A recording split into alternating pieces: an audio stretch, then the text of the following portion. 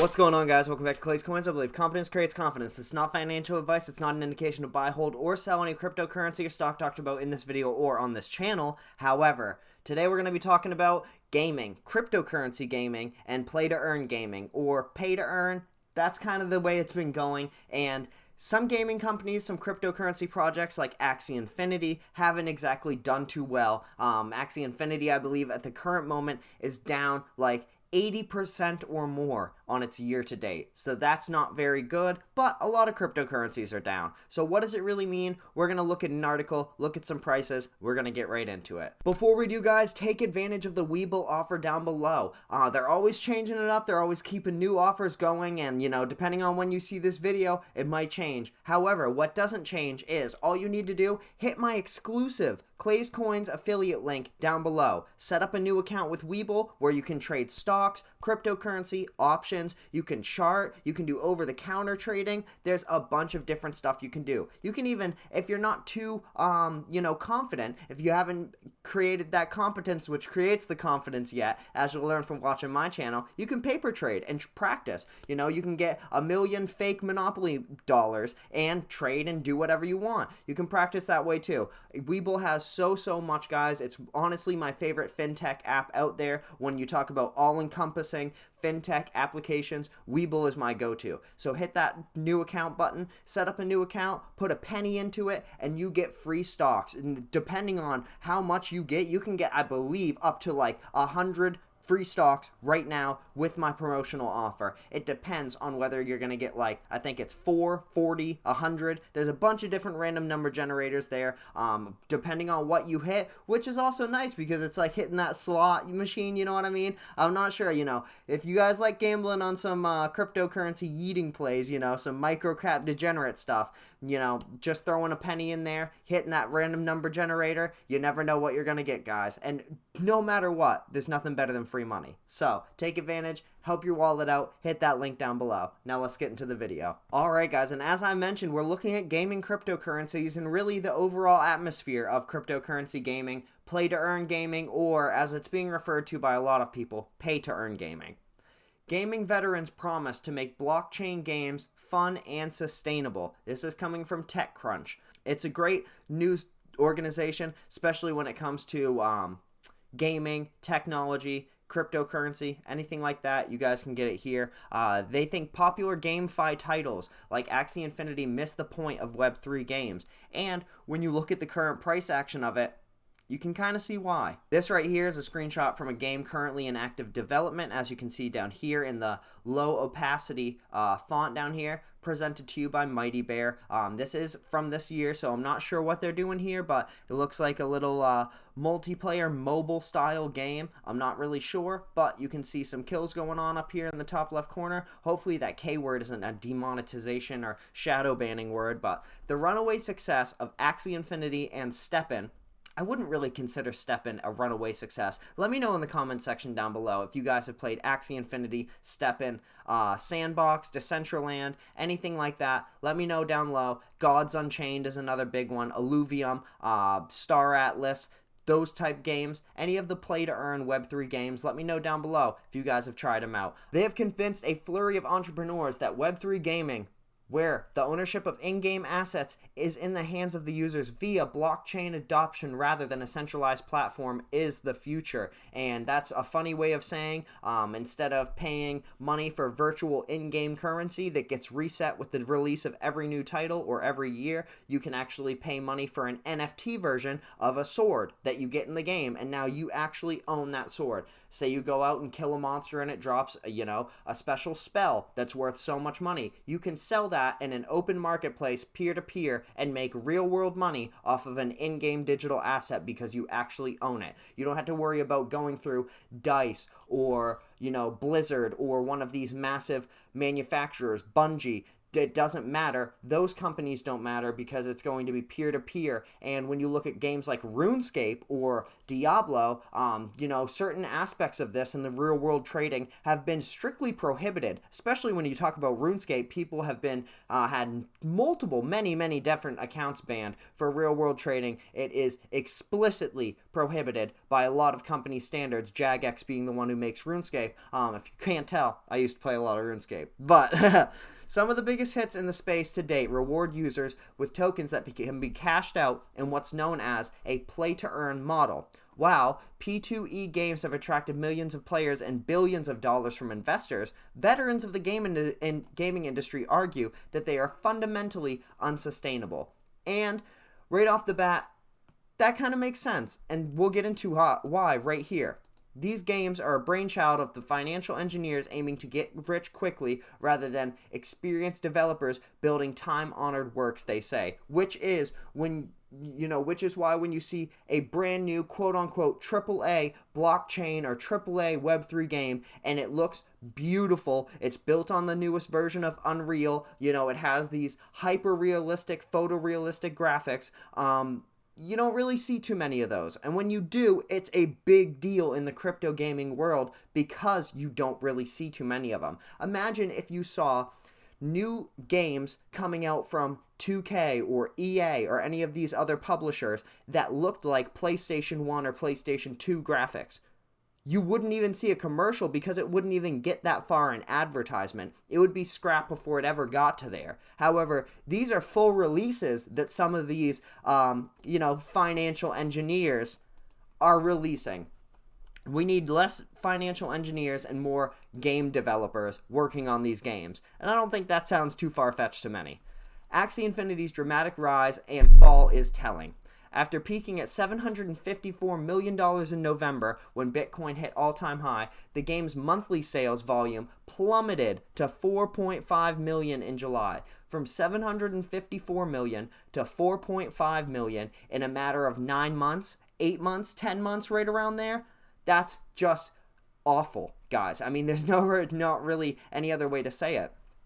Most GameFi or game finance developers are not game developers, as we saw up there, says Mr. Brno, who's spearheading the new metaverse business of Polish gaming studio Reality. Brno is among a spate of blockchain-believing gaming veterans around the world trying to take blockchain games to the mainstream. Their vision is to counter the public impression that Web3 games, popularized by play-to-earn, are all scammy and trashy. Instead, they want to build games that are both fun and sustainable while introducing cryptocurrencies as a novel way to incentivize gamers as well as creators. This leads us into the question, is it a game? The problem with play-to-earn, as seen by Si Wen Tung, I'm not going to try to say that again, I'm just going to say Si. The problem with play-to-earn, as seen by Si, a former senior technical director at Electronic Arts and CTO of Web3 gaming startup Red Door Digital, which I don't know if you guys have heard of, but they're a pretty nice startup, is that users have to spend money up front to start playing. Well, I mean, kind of obviously. You have to buy the game. So if you just download the game, but then you have to buy an NFT to start, it kind of is the same upfront cost as buying a $60 game and then buying a $60 season pass to get all the skins and then buying 2 or 3 $20 or $30 downloadable content packages just to get what you were promised with the real release. You see what I did there? That's what a lot of console publishers do nowadays. So no matter which way we're looking at it, whether it's Web3, play-to-earn, consoles, every one of those game manufacturers and publishers are in it for the money. The less money that they're putting in their own pockets, the more they're putting into ours. Obviously, that's more optimal. However, let's not act like console gamers and console gaming developers, publishers rather, really do that great of a job. Let's talk about Battlefront or Halo Infinite with the season passes and battle passes. If you know, you know. In Axie Infinity, users buy and breed cute blob-like creatures called Axies in the form of NFTs that are authenticated on the blockchain. Sales from the NFTs then go toward funding rewards for those who earn tokens by playing, and the tokens, the game's native cryptocurrency, can be turned in and cashed out. This is the basic premise, the revolving circular ecosystem of how the money comes in and goes out and gets spread out throughout players, staying in the game and having this facade of being a sustainable ecosystem. However, that means for the game to be sustainable, it must have a constant influx of new users or it loses its financing source. This is why critics compare play-to-earn games to pyramid schemes. Many of the play-to-earn titles aren't really games by strict definition. They are more akin to decentralized finance or DeFi products with gamified features, which I can agree with. Hardcore gamers dismiss Axie Infinity as simple or even boring, which is not good when people are paying hundreds of dollars for some of the NFTs that are used in-game. Not unlike the free-to-play mindless mobile games that they have opposed for years. That's one thing is, when you talk about play-to-earn, Web3 games, things like that, in my opinion, the easiest vector to cross over and have kind of a hybrid with traditional legacy gaming or the gaming we're used to as of right now with this new Web3 gaming blockchain play to earn would be a lot of mobile games. Anything where you can buy currency on the game, you can replace that with cryptocurrency, and any of the items you earn, you replace that with NFTs, and there you go. However, this is where you run into a situation like this where the game is not very fun, and at first you can make money, but then no matter what you do from there on out, the money that you can make continuously goes down, unless out of nowhere you start getting more players than ever before, which is almost impossible after the game's launch. However, for those living in developing countries, the prospect of making several $100s per month by clicking on a computer screen can be tempting. That's largely why Axie Infinity took off in countries like the Philippines during the pandemic when many people lost jobs. To them, the game is more like work than fun. That is true in Venezuela with RuneScape. So many Venezuelan people have a full-time job playing RuneScape and selling the gold. Even though on to Jagex, selling the RuneScape gold it's strictly prohibited, so their accounts could get banned. If they played a game like Axie Infinity, they could almost do the same thing, except it would be completely by the books. I think there is a bit of elitism in it. Simon Davis, CEO of Mighty Bear Games, who we saw the screenshot of the game up there, a Singapore-based Web3 gaming studio that just raised $10 million in a new token sale, says of Axie Infinity critics. There's a lot of elitism in the Axie Infinity critics. There's a tendency in Western countries to dismiss things that are popular in other parts of the world and not to be as respectful as you should be. If you look especially in Southeast Asia and Latin America, and countries where incomes are probably less high, people don't buy high-end gaming rigs and consoles. It's interesting to provide people not just with entertainment, but also a potential economic upside. So they're saying the reason that he specifically, Simon Davis, the CEO of this game, is saying, well, let's take a quick look at the game here. You obviously don't need a big gamified rig to, you don't need to dump $4,000 into a gaming PC to run this. Looks like you can run it on a Walmart Boost mobile phone on Walmart's Wi-Fi. However, this kind of goes back to the point of how much of it is a game and how much is it a money scheme, you know? It seems like he's almost sticking up for it. However, this might just be me using my Western country privilege, I guess, in thinking that a game should be a game. I don't like the term play to earn, continues Davis, formerly a design manager at Ubisoft, which, oh man, I mean, are there many companies worse than Ubisoft? I don't think it should be a primary motivation because you're playing a game to have fun. But someone can then decide they don't want to play the game anymore and get some of their investment back then. I don't see how that's a bad thing. Well, it isn't until people aren't just playing the game to have fun, they're going into it with the expectation of making an excellent return on investment, and they can also have fun as a perk. Because no matter where you live in the world, money is money. Everyone is going to like to spend and earn money, especially if they can put some in and get more out. They're going to want to keep doing that. And then if there's a fun gamified loop to that, that's going to incite even more repetition and mastering of that thing. Play and earn. While Davis recognizes the value of play to earn, like many other experienced game developers entering Web3, he's pouring resources into perfecting the gameplay first and foremost. His studio has been producing conventional games like an official Disney and Pixar game, I'm not sure what that is, and Butter Royale, a hit on Apple Arcade, before turning to blockchain. I'm not sure, let me know down below if you've ever played Butter Royale. It will soon be launching its first Web3 title, a multiplayer third-person battle royale that incorporates the token economy, which is right here, the third-person battle royale. As you can see, now that I think about it, there's this ring, and obviously this is looking like it is the battle royale. That is 100% a lightsaber. Don't know how they're getting away with that trademark, but I guess if they've worked with Disney, they might be able to do it because Disney owns Star Wars now, which is still just crazy to even think about. But games can be both fun to play and lucrative, some blockchain game developers argue. It's not news that gamers are motivated to make money, even in more developed parts of the world. Remember World of Warcraft? There is already a group of players in the MMO game who hire tons of people in Vietnam and Indonesia to farm gold. Gold farming is what a lot of Venezuelans do with RuneScape. When you look at a traditional game, people are putting millions or billions of dollars into the gateway, but it's on the other extreme. They don't get any value back besides the personal value they get from the game.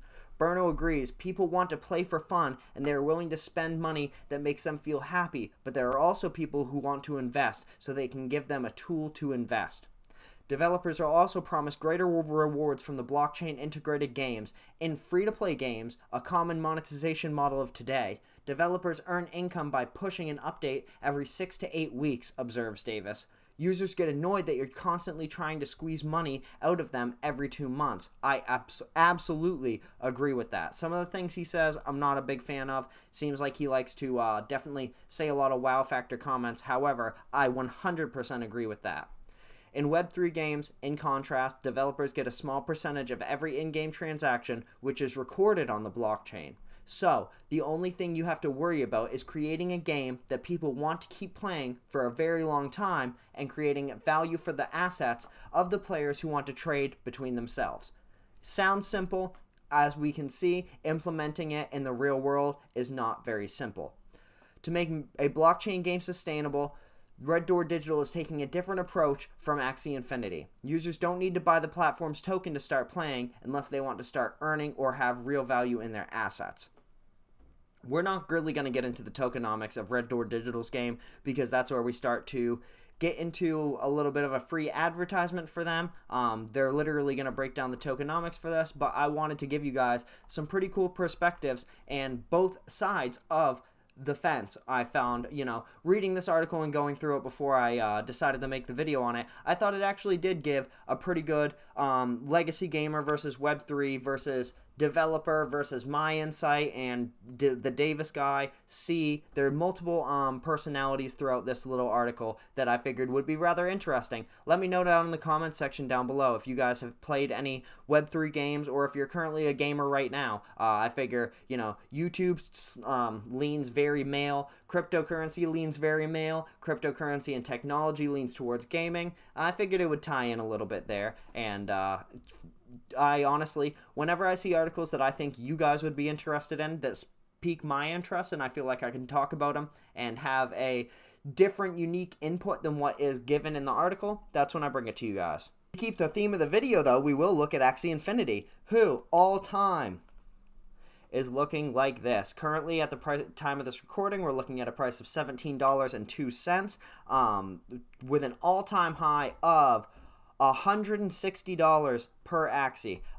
Last June, we'll just say last June, last July, we're looking at $6 to $8 AXIE, upwards of $40 about last year. If we actually go to the 1 year, we can see that it was in last August at right around $60 to $70, and we're currently sitting at $17. So that's not very good. Year to date, how are we looking?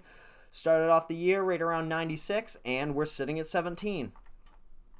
This is what we mean, guys. This is what this entire article and video really was looking at, is the downfall of Axie Infinity, why it fell so hard, being the arguable #1 trend-setting game for the play-to-earn movement, and how exactly we got here, how we can avoid going here again in the future, and if Axie can actually be saved, and if they did something wrong, because I'm assuming most people 79% feel good about it. I just hit bad just because it was right there, and I don't hold Axie. I haven't held Axie in a very, very, very long time. It's on over 500,000 watch list, which is a big number for CoinMarketCap. So we'll actually look at, because over the past 7 days, Axie's not doing that great, but it's not doing that poorly. It's down 4.9%, I believe. We'll go and look at all cryptocurrency gaming right now. Obviously, we have ApeCoin up here, which shouldn't really count. Obviously, they're going to have their metaverse, whatever you want to call it.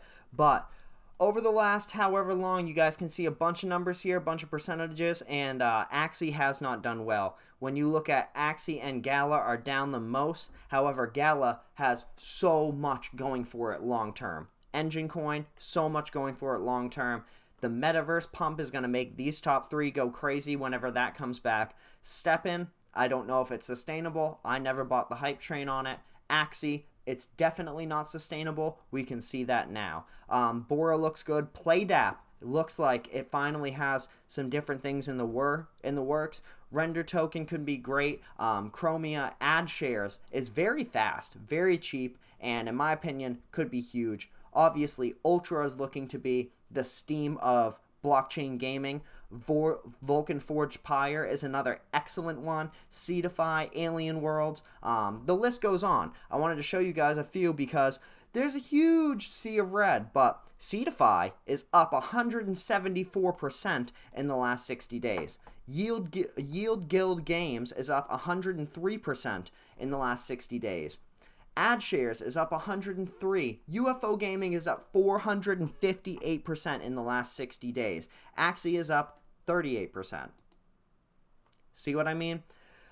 Different things happen to different cryptocurrencies. There's a lot of different price movement going on. But it does not look like Axie is going to be getting any better anytime soon, and it appears that the next up-and-coming blockchain games are going to be that much better. So, as Alex Becker has said quite a lot, which is when you look at the top 5, top 10, in 5 or 10 years, almost all these will be different. Almost all these will be gone. You won't be seeing many individual games up here. You'll start to see more of like Gala, Ultra, Vulcan Forge. You're going to start seeing publishers, PlayDAP. You're going to see these companies rather than individual games. You don't see Grand Theft Auto or, Madden up there. You see EA, DICE, Rockstar, Blizzard. You see publishers, gaming companies, Square Enix. You don't see just Red Dead or The Witcher. That's just not, it's not really how it goes. And if there's one thing we know, it's gaming has transpired and played out right in front of our eyes since, the 80s and 90s. Born in 93, I've seen a tremendous amount of development and technological advancement in the gaming sphere. To see this now coming to the blockchain and almost doing a reset, we have some prediction to see how far it can go, how big it's going to go. I don't know if you guys think anything different, but gaming isn't going anywhere anytime soon. And with Web3, as long as they can figure out the sustainability, this should be a great avenue for a lot of people. Alright guys, that's going to be everything for the video today. I wanted to kind of go on a little bit of a rant, kind of ramble about blockchain games, play to earn, the Web3 movement, everything like that. Give you guys some big name former CEOs, CTOs, developers, what their opinions were. That article was very all-encompassing. It let you know about the shortcomings of some cryptocurrencies and projects, gaming projects, Web3 games that have fell short, why they fell short, and what different games and blockchain Web3 games play to earn, play and earn, because they like to change the name so they can play that semantic game with us, but how they can go about different avenues in the future for avoiding the same mistakes as some of these other companies and projects have. So put a flexing emoji in the comment section down below. As you guys know, if you enjoyed the video, go ahead and like the video, subscribe if you haven't already, hit that notification bell so you never miss an update. All comments help the algorithm and they are very much appreciated. Liking, subscribing, and commenting, sharing, those help the channel so much. Way more than I could ever put into words, guys. The analytics, the amount that the algorithm loves it when you guys like the video and comment, it's inexplicable. So go ahead and do that. You can join the channel if you want to become a true supporter. But more importantly, guys, take care of yourselves, stay hydrated, stay happy, stay healthy, and